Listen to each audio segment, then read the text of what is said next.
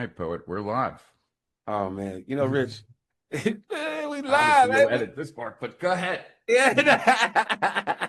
Okay, so look, man, the appreciation that I have, and I do mean that in the endeavor to add value to, in that sense of appreciation, for what you've done in contribution.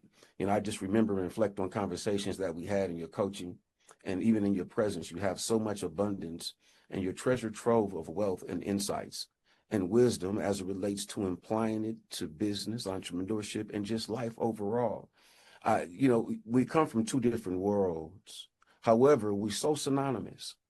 I was able to resonate with you, like sympathetic resonance. So Hmm. when I'm asking you these questions, it may seem like Prince said, man, hey, I was dreaming when I wrote this. Hmm. So, said, forgive me if it goes astray, right? So Yep. when I get some feedback from you, it's going to be amazing to hear exactly what your vision is, how you got here, and as you reverse engineer the future, as you're a time traveler, how all of this applies right now to you, your impact, and the future of everybody you want to. Now, I got a few questions. I'm going to start off with this one. If Okay. you want to start comparing what you did in 2006, you're the guru's guru. You came up with Hmm. the Internet Business Manifesto. Now you have the AI Business Manifesto. If you were to break it down to a single biggest fundamental shift in how wealth is built today, considering the both of the fundamental principles that are about business, entrepreneurship. If there was a single biggest, I know it's a stack and it's layered, but Hmm. if there was one, what would it be? Um, okay, I'm thinking about your question. Yes. And I would say that, yeah, I would say that everything I did from 2006 to 2008, the seven reports I wrote back then, um, while they all had different topics, the Internet Business Manifesto, et cetera, they all revolved around the attention of the entrepreneur at the end of the day. And I can explain what I mean by that in a second. Please, yes. Um, and so even though the topics weren't, I, even though not all of the topics were centered around attention, they really kind of were. And I'll explain what I mean. Okay. So that was back then. And I would say that it hasn't, it's not radically different today. Um, there's just, so it's still attention, Hmm. but it's attention backed up by judgment. And so now let me kind of unpack it all. Okay.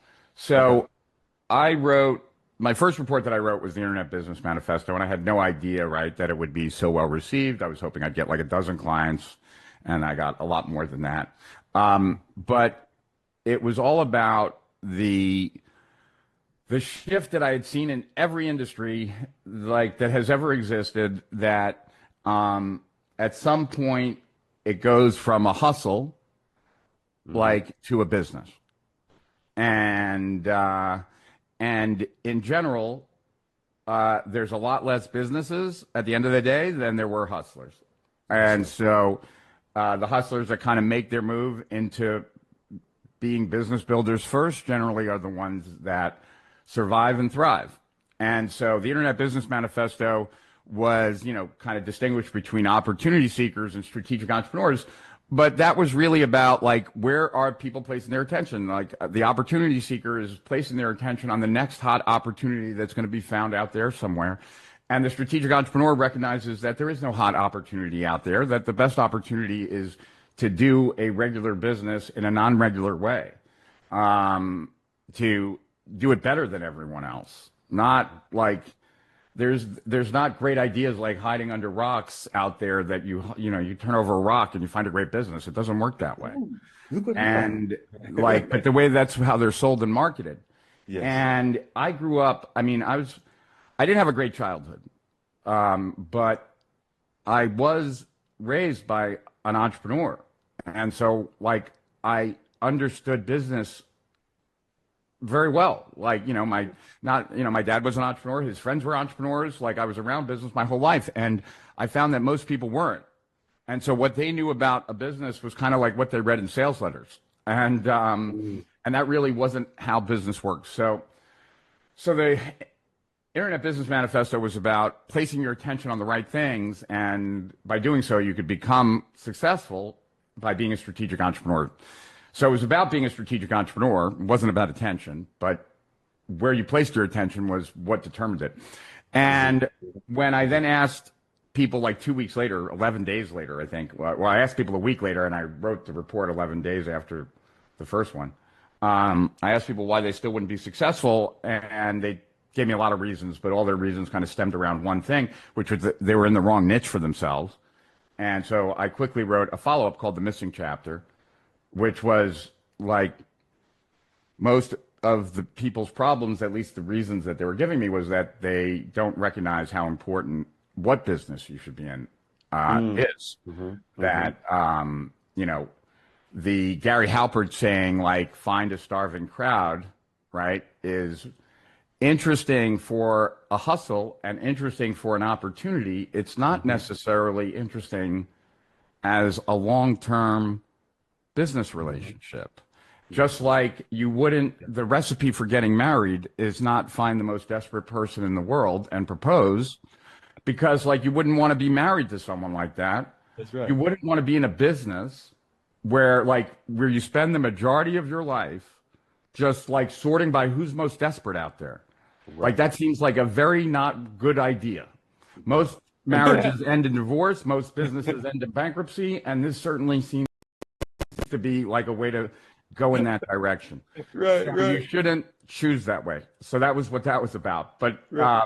but that was just a follow-up. Then I wrote the final chapter, which was just all about partnerships and understanding of networks and affiliates, and why, like in Europe, they have very small direct response lists, and here in the United States, they're very large because of companies selling lists and merging and stuff like that. And that was all about Agora. But then the next two reports I wrote were the Attention Age Doctrine 1 and 2, and that's what, like, Gary Vaynerchuk came across the Attention Age Doctrine 2, and he was like, "Oh my God, there's someone else on the planet that's thinking the way I am."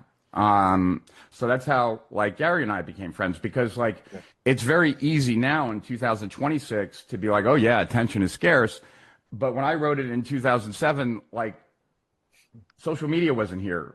Infinity Right. scrolling wasn't here. The endless scroll was not here. Like, none of these Right. things were here. YouTube Right. just started Right. the year before. Like, there weren't all these things that are now here. That's like, of course, attention is scarce. So when I was saying it back in 2006 and 7 and 8, like, it was a kind of something new to people. It's a big deal. Right. Yeah. And then I wrote the Maven Manifesto, which was all about that people are going to look for authorities because there's too many options in all these fields.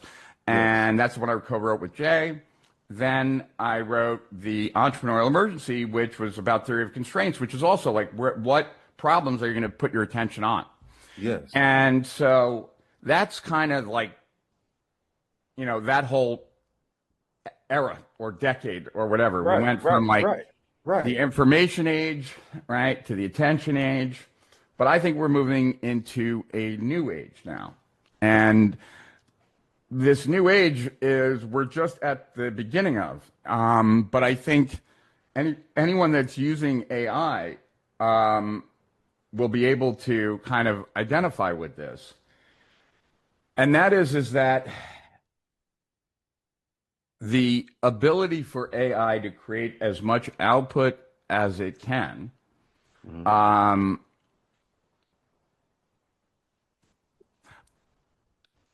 this is a I'm going to share something because I'd rather walk people through it Okay. Okay. than actually just and it's just a single page from my notes. Okay. Let me see. So See, where this is is that. it? All right, here's the What I'm talking about, screenshot. man. All right, wait. Now that's is this Gotta know. If you okay? know, This you is it. know. All right. So, oh, I wonder why I take. Oh, because I'm on a different. There we go. All right. So here we go. Here's my Okay. share. All right. All right. You see it? Yep. All right. I don't see you, so hold on a second. They Zoom always moves all the windows whenever I share. All right. There we go. All Okay. right. So, okay. The judgment age. And this is where I think we're headed right now. Okay. The judgment age is not merely a period in which intelligence becomes abundant while judgment remains scarce. That describes the outcome but misses the mechanism. So, okay, so let's put that on pause for a second. So, a book came out back in like 2017. I think it was three professors from the University of Toronto. They wrote a book called Prediction Machines, and it was all about, they were three economists. What happens when AI makes things that used to be scarce abundant, right? Like intelligence, and what's going to raise in value. And they thought what would raise in value were a couple things: data, execution, and judgment. And I think one other thing: data, judgment, execution. No, that's it. Okay, so there are four things. There's intelligence, right? Yes. Intelligence is now a commodity, right? Because like it might not, it's cheap right now. Maybe it'll be expensive later, but everybody can Right. buy it at a price. So it's a commodity. Right. That's right. That's They right. thought data was going to be the most valuable thing, and certain data is very valuable. But when I Yeah. was presenting back on AI in 2017, like I have slides talking about how data is the new oil, but data is not the new oil because like synthetic data has patched a lot of the needs that were necessary for AI. So while data is very valuable, don't get me wrong, Yes. it's not like the last bastion like people thought it was going to be. I And get you. then there's execution, I'm getting you. but they Yes. didn't realize that agents were going to be executors. So execution is now a Right. commodity, Right. Right. right? So execution's a commodity, intelligence is a commodity, um, and data's more or less a commodity for the most part. So the only thing that's Right. left Right. is discernment or judgment. And so they were partially right. Like they thought that judgment, data, and And execution would be valuable, yes. but Yes. AI got rid of two of the other I'd say ones too. at the time Yeah. before the No, they development were of they were AI. they were ahead of it, Yeah. right? So Yeah. here's like so to go back to these notes now. The deeper Yep. change is a bottleneck inversion. AI increases the amount of work that can be attempted, which is obvious, right? AI can Yes. certainly increase the amount of work that can be attempted. Right. That Over the work works. Mm-hmm. creates more decisions, Yep. more exceptions, more Yep. trade offs, more branching paths, and more consequences. Human Right. attention cannot expand at the same rate that AI output expands at. So, Right. as models and agents work longer without supervision, they must have some form of judgment carrying them, not just Yep. instructions, because you can't give instructions like, you know, you can't give turn by turn instructions to drive from my house here in Florida to California. It's too complicated. It's too many turns. And once you miss one turn, everything Right. else is wrong, right? Right. Too many So, variables. Yes, sir. Yes, sir. so when models' competence and harnesses converge, Yes. the only competitive advantage left is going to be whose AI can run longer, faster, harder. That's going to be based on who has better judgment directing them. Yep. So, the revised definition: the judgment age begins when machine intelligence becomes abundant, autonomous, and persistent enough that the volume and speed of possible action, right, the ability for AI to take action, Yes. is more than human attention. Yes. The bottleneck is no longer whether AI can perform the work. Right. It is whether AI can recognize what matters or whether you can recognize what matters and supervise it, right?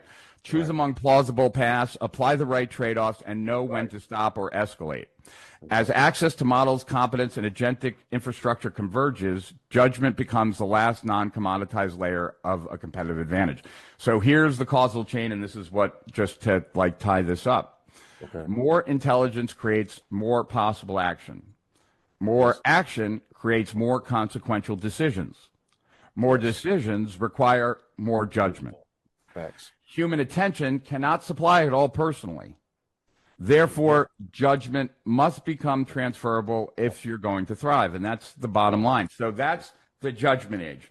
And Mhm. below judgment is attention, right? Because you can Yeah. only, you first have Right. to attend before That's you can ever judge, right? yeah. Like you Yeah. can't It's judge like something awareness builds its own momentum. unless it has your attention, Yes.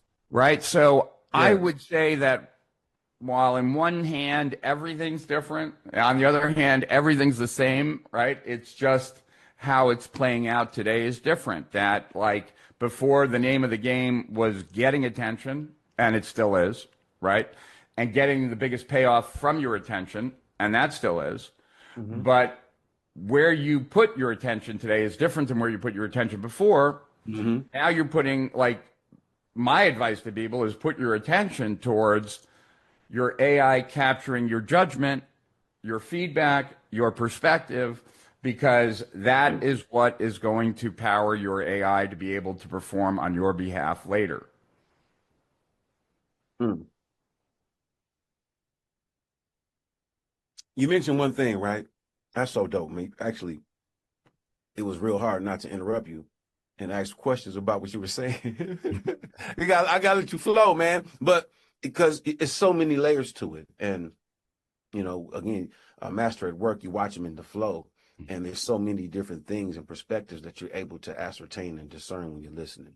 But I'm going to say this, right? It's like you giving it.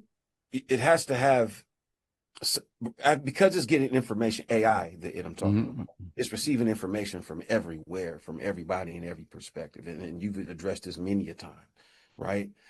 Whose judgment is your AI going to be using?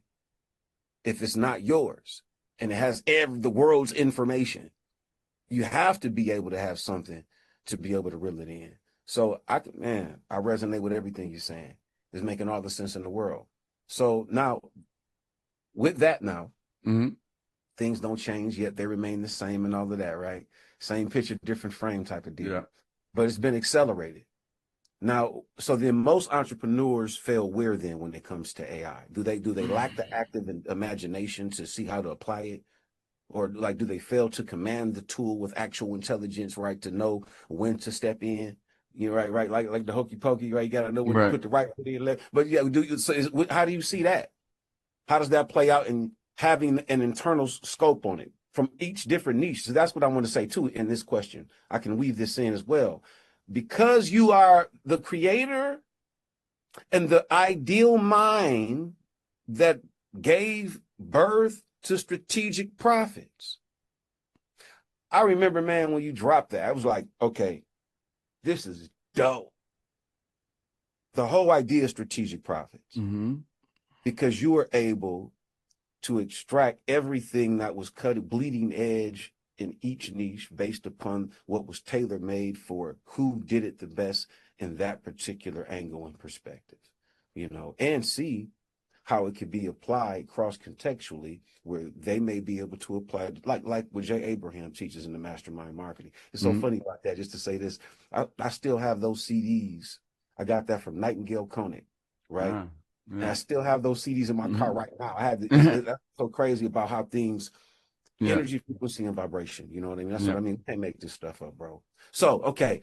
That being the case, where do most entrepreneurs fail then? So, having all of your experience, where do they fail? Is it because they can't see it, or is it because they're not applying it the right way? What would you say?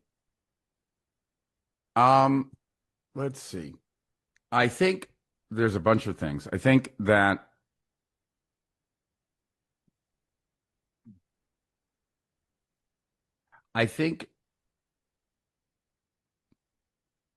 I'm just trying to like I've certainly interacted with a lot of people that do a lot of things wrong. There's no question about it. But I'm trying to understand. I'm trying to give you an answer that is kind of underneath that, like that's below the surface. I think that Hmm. I think that most people, first of all, I don't know if they're intimidated by it or what, but Mm. Mm. because like my experience with it was, I used it to help me at a particular time. I put more information in than I remembered. And then months later, when I asked a deeper question, I was blown away by the output. And then because I was blown away by the output, that's what had me dive in extremely deep. Right. Right. And so whereas like most people, I don't know, they don't have that same kind of like leaning in, and I don't know why. And that's interesting, right? Because like Yeah, this it is a is. tool that, maybe it's this, I think. So, and I feel like I can give a longer answer because we can always edit it down and I can find my way Man, towards it. this is Yeah. where the gold is. This is The what you know what I mean? I think that the I think that most people, I'm trying to think about this. Like when I think that, like I'm trying to compare myself to other people who maybe not, right? Like, so Right. Why did you I first feel say what? No, the go ahead. immediate thing you went to was I don't know if they're intimidated. That was like your Well, knee because jerk. I don't understand why people just don't ask AI. Like I ask AI 100 things a day, right? Like, Yeah, so when people yeah, ask me a question, I'm always wondering, like, why wouldn't you just ask your AI that? right. Like when you're asking me about your AI, like I know more than your AI knows about its particular, like what you're doing. You know what though? You know what though, Rich? Check this out though, man. That to me, it triggers in my mind and connects to why don't people read books? Like you're a book reader, Yeah, but you're a that's different. voracious reader. That's different because Why like you reading think? Why books, you think well, so? because reading books takes effort, right? Yeah, yes. Having a question and going somewhere else to ask that question to only go back to the place that like you were like is more work. So it's not I get you. like I ask get you. like I so get you. it's different. But I okay. Okay. So there's a What would Jay they be Abraham. afraid of? What Jay would they no no go, Jay go, go, go. Abraham works all the time. All right, Yes. all the time. He's a workhorse All the time, right? all the time. I don't. I don't work a lot. Like you know, um, Jay, because he works all the time, Yes. has no understanding of how someone could ever buy a course and not consume it, ravage it, like Yes. extract every single thing from it. But how many Yes. courses has Jay bought? I am more flawed than most people in our market. I've bought tons of courses that I didn't ever Yes. use, Yes. right? Yes. I buy shit now like for biohacking that I'm super excited. Like this is gonna help me Right. sleep through the night. I can't wait to get it. I'm I watching get FedEx and then it finally gets delivered and there's instructions and everything. I'm just like, oh shit, I don't even want to deal with this. Right? Like, but like while the whole time, like, so I get it, right? yeah. And I Yeah. feel like because so when Jay is like, I don't understand these people, I'm like, I totally understand these people. Yeah. I'm one of these people, and I like Yes. there's a way to You're get right. people to Those are get my people. yeah, there's a way to get the outcome. They didn't buy with the intention of not using it, like Absolutely not. That's right. That's and right. so I constantly feel like, and maybe this is part of it, right? Like Okay. I don't think this is it. Like I'm going down a weird angle here, but No, no, that's not just weird at all. That's follow, what it just is. yeah, just It's the follow answer. me Yeah, down yeah, this it's path. the answer. Absolutely. Like I'm in love with this idea of the judgment age. Just like I was in love with the idea of the attention age, right? Like, it's very similar, like, the draw for it for me. And I'm, but I'm in love with it. Like, really. Like, I want to take it out on a date Yeah. and do nasty things to it. Right. Smack it But, up, flip it, rub it down. yeah, but I also don't feel, I'm insecure. I it's a big idea. I think it's I'm saying this is where the world is headed. Yeah, no, for real. I don't know if I'm big enough to carry that message. Like I'm not, and I'm not like, this isn't me asking you to like comment on it, right? I'm just giving you I like get you. my I thinking get you. process. Yes, And yes, like, and so I'm going to need help. And, and so like, I see AI as very instrumental in that. And I want as much help as I can possibly get.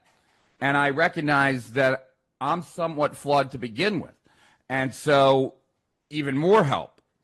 And so part of it is I'm very clear that, like, it's interesting. I have a very well developed ego in one area, like my certainty about I'm right. And this is the future. And that ego and that certainty and that confidence strongly wants to get that message out there. But I'm very insecure about my own abilities. Like, who am I to bring that big of an idea to the world and say, like, this is the future when I don't know? There's a million people who know AI better than me. There's a million people who know how to code better than me. There's a million people who, right? Like, so it sets up this continuous insecurity that makes it so that I almost need a safety blanket. I almost need that partner, right, to back me up, like, who can, like, am I right on this? Like, can you search the world real quick and tell me, like, if I'm thinking correctly, right? Like, you know, and so it has me lean into it a lot more because right. I feel really good about the areas that I'm strong and I feel really weak in the areas that I'm weak. And so Yeah. it like makes me very receptive Yes, to having a partner. yes, And I'm also, I would say, like, just I'm an inherently lonely person because I'm an introvert. I'm intense. I am not like, I want people around, but I don't really want to engage with them.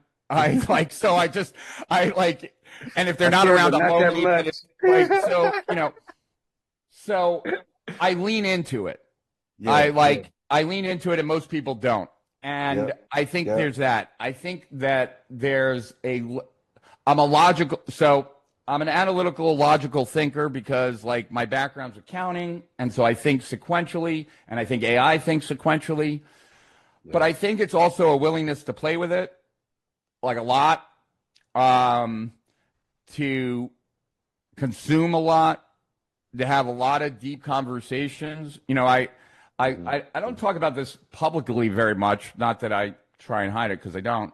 hmm You know, sometimes I smoke pot, sometimes I don't. It's like on or off. right, And right, right, but when I am, I generally will spend all day here in my office working, not smoking. right, right. Like like sober as, like, you know, straight edge. And but then at night when I'm done and I'm intense, so I need to kind of like wind down and I'm Yeah, going to do something. I mean, you know, go yeah, for a walk, do something, yeah, right? So sometimes I just sit downstairs and I get stoned. And when I'm yeah, getting stoned, I then talk to AI and I brainstorm and I'm talking about very different shit than what I'm talking yeah, about during the day. yes, So I think most people are not as clear about what they're good at and what they're weak at. And so it's not as clear like where this thing can yeah, really help me a lot. I'm like very clear that there's lots of areas where I need a lot of help. So like right out of the yes, gate, it's like, oh, can you help me? Perfect, right? So that's one.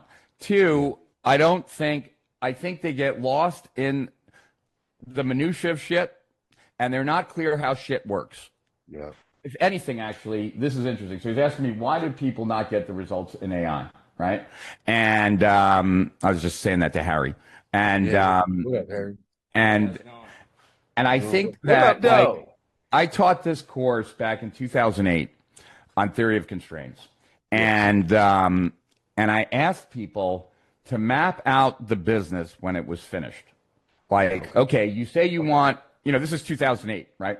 You Okay. say you want a business that publishes ebooks and does X, Y, and Z, and you Yes. want to make $2 million a year. Okay, Okay. great. What is everything that that business needs that if you had it right now, the business would be making $2 million a year? What are the Yes, things? sir. Like, what are all the things? Like, if you had that, and you had that, and you had that, and you had that, and you had that, Yes. the business would be a $2 million business. There you And go. most people can't answer that. And I was shocked. Like, I was like, that's step one. It's just like, okay. And Exactly. everyone's like looking at me like, well, what? And I'm like, you're building a business and you don't even know what needs to be in it, like every piece. How could you ever build a business then if you don't know the pieces? Right. So and it comes back to what I was saying earlier. Like I grew up, Harry did too. Like Harry grew up in an entrepreneurial household. I grew up in an entrepreneurial household. I know how business works. Like I was around it since I'm like a 2-year-old, right?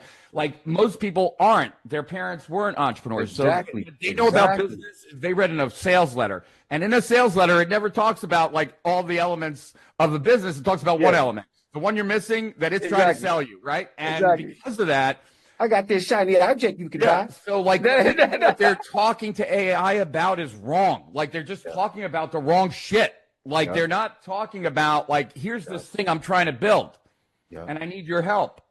Right. Because they're not clear. It's about clarity. I'm trying to do and like, let's do this thing and just thing.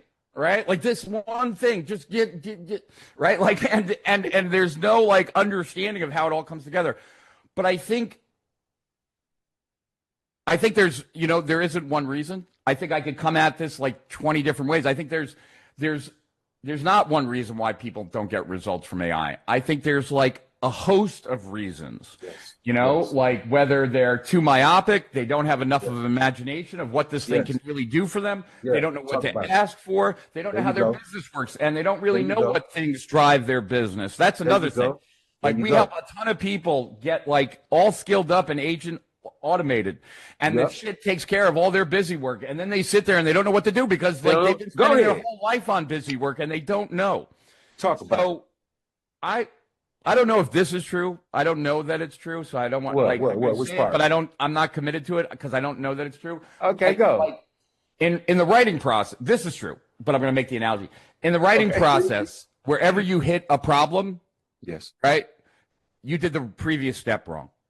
Like, because that's when it shows up, right? If it's time for research and your research is taking you all over the place, then you didn't outline correctly. Like, there's something, right? Like, because your outline would have kept the research tight.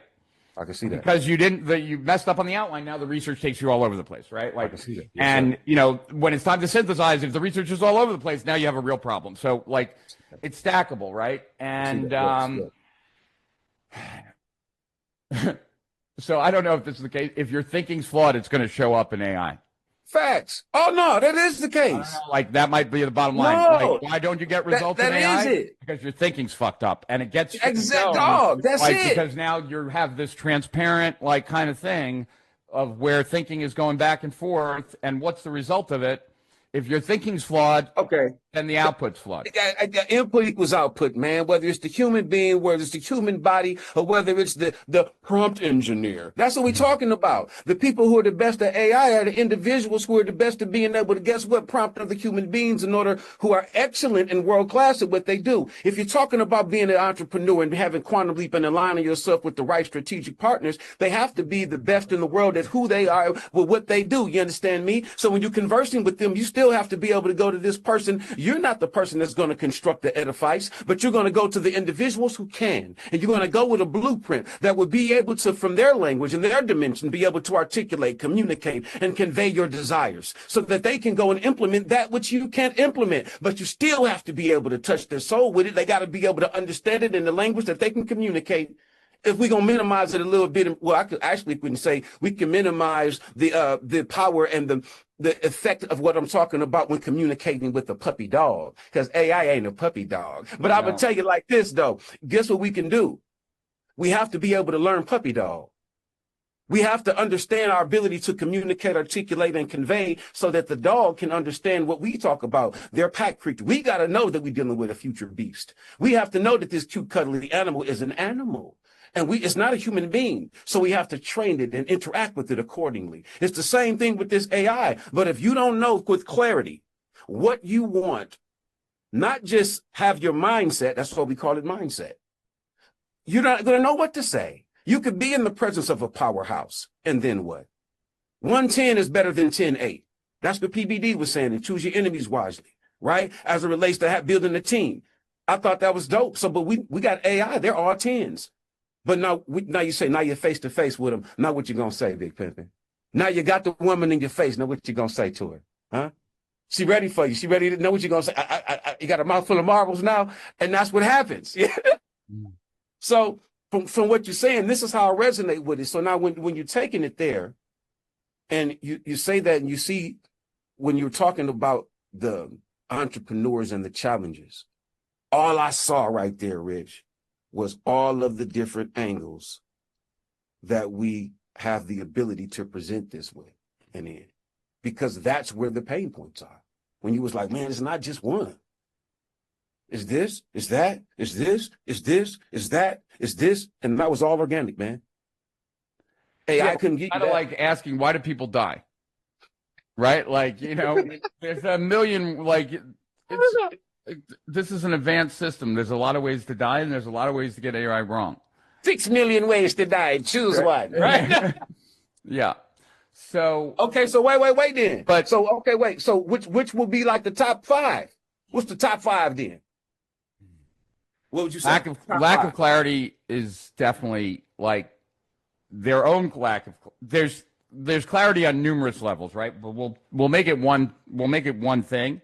But it's clarity in thinking, and it's clarity in communicating, right? And because you can be very clear what you want, but then can you articulate what you want in a way that the AI is going to get it? And like right now, it seems like the models are getting better and better, but they're also getting a little bit more literal. And because they're getting more literal, it's like try and describe how to put on pants to someone who's never put on pants before and never seen them. Like, it's not easy, right? Like, and that's what you're doing. Like, and so, you got to be, if you're going to give instructions on how to put on pants to someone who's never seen pants and you can't show them pants and you're just going to do it verbally, then you better be very clear on how to put on pants, because like you're going to have to like have it in your head and you're going to have to describe it. And if you don't have it in your head, then you're not going to describe it well. So the clarity of thinking, clarity of articulation, that's one. Okay. Business partner. Why would you say that? Like, so Harry said, treating it like an employee as opposed to a business partner. So you're just barking out. Because you're trying to focus on like specific tasks instead of like a business partner already knows how you think and what to actually move the needle of your business. It's like, it's kind of integrated with like that imprint thing. It's like, you can describe to your employee, here's how I want you to clean my email inbox, get all the spam out, get all this out. But then if a business partner was looking at your email inbox, it would already know what matters to you. And it's like, I want to wake up every day and only see the stuff that matters to me. So it's like outcome oriented. And the more it kind of takes that, the more it knows your creative process, it can actually be that creative sounding board instead of just doing like the minute tasks for you. Yeah. So I would say what he said a little bit differently, but I agree 100%. Yes. Well, speak on. We need all of these perspectives. This is what about when you give AI something to do. Yes. If you're giving it, it's like my girlfriend, right? Okay. Like I walk in and she's like, she hits me with a question, right? Like, what's the and I'm like, what are you talking about? Like, what is this even in relation to? Because I have no context, right? Like, and it's just like, she could have said like, the pool guy was just here and he had a question and like, but she doesn't say that. She's just like, they're wired different, man. The Wi-Fi extender ain't working, and we need to fix. I'm like, what? Like, what are you talking? Like, what?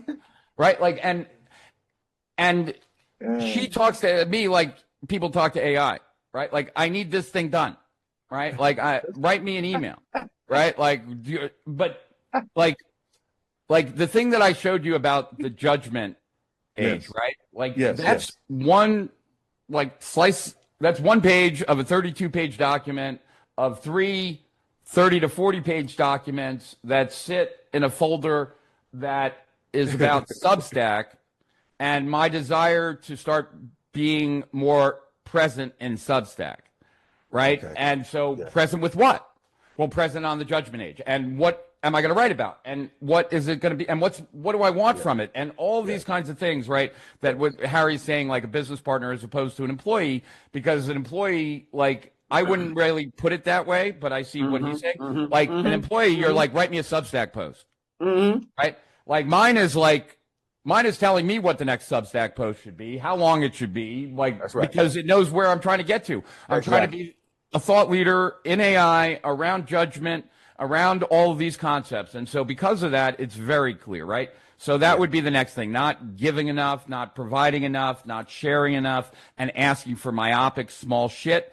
And AI doesn't know where that relates to the whole thing, right? Yes. So that's the second, right? So lack of clarity and not giving enough of the story.